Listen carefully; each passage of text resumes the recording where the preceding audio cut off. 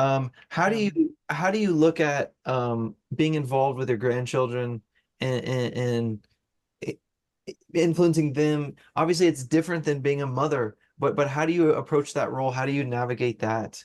Because I know you want good things for them too. Yes, and it's also another challenge. Um, I want them to eat healthy. They are fortunate that my daughter, of course, she grew up in my home and she still eats quite healthy. And she does give them fruits and vegetables. Her husband does not eat this way. Wonderful guy, loves his kids, great dad, but doesn't really understand. But I used to argue with him, and it was almost getting to the point where I felt that maybe I might not be welcome anymore because I was really asserting myself with the food and telling him that the reason that the kids were getting sick was because of the food that he was giving them, and he didn't believe me. He believed that they were catching things from other kids. He didn't believe it was the food.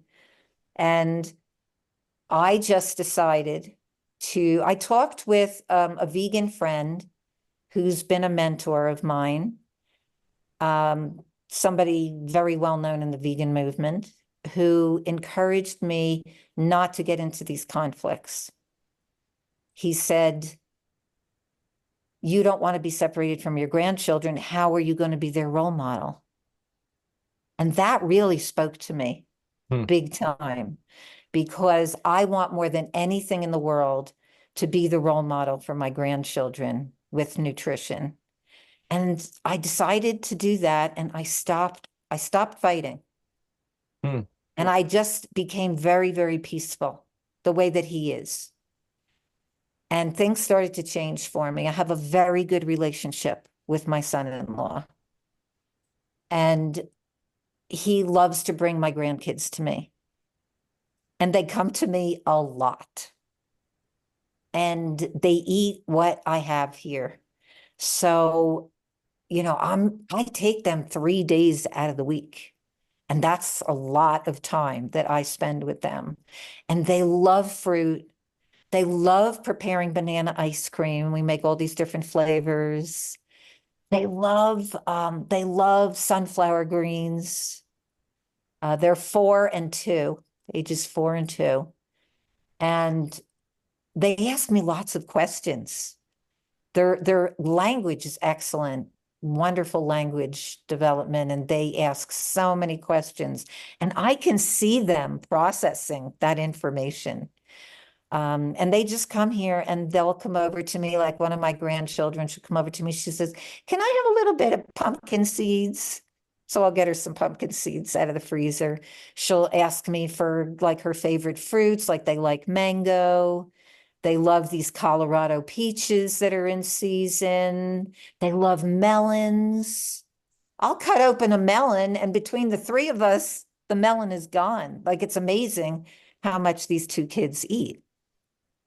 So I am Okay. thrilled. I'm thrilled to be in their life, and I'm thrilled to be that role model who they can talk to and be eating an abundance of this wonderful fruits and vegetables. Their bowel movements are amazing. Every time they come here, they're going to the bathroom like twice, 2 to 3 times during the day. And I love seeing that they're having these really nice bowel movements. So I look at those kinds of things. Wow, wow. So, and is that really, do you think that's the best approach is to have non-judgment and um I do. I who do. I yeah. would not have said that in 1994 Okay, you've changed. because I believed in this so strongly. Yes. And I am still so passionate about it, even though I told you that at the beginning, I had a lot of misinformation and made big mistakes, like even with the oil, even with the listening to the stuff with the dental hygiene, like that got us into not a good place with not brushing teeth. You need to take care of your teeth. So I don't want people to fall into that same misinformation, blindly following. So you don't want to do that. But what I'm telling you today, after this 30 years experience of being raw vegan, is to stop for a moment. When you see yourself getting upset that you live with somebody and they're not understanding your way of eating, they're not being supportive, just put yourself in their place where they're coming from and just take a step back. Be sitting with it for a while in peace before you lash out. If it's so bad that you can't live with it, then I would say leave, because you don't want to be going through years and years of fighting. I don't think that that's healthy. Stress, like a high stress lifestyle, is just as bad for you as processed food and animal food. Hmm. So stress is way up there. And I really believe that we need to get along with people. We need to understand where people are at. And many people can live in the same home with others who aren't eating that way. I actually have a group called the Women's Health Club that meets online. And some of the women in the group, one in particular who I'm thinking of, she is totally raw. She has saved herself from like 3 or 4 chronic illnesses, I believe even cancer, and with raw food.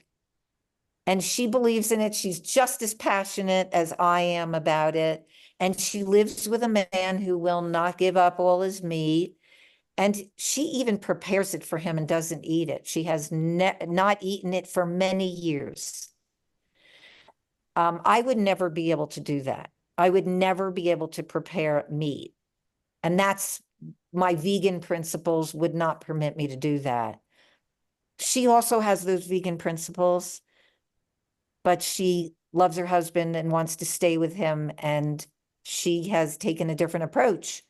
That would not be my approach. It wouldn't even be my recommendation, but It she's works for doing her. it and it's working for her, and she wants to stay with her husband. So I think that every situation is a bit different.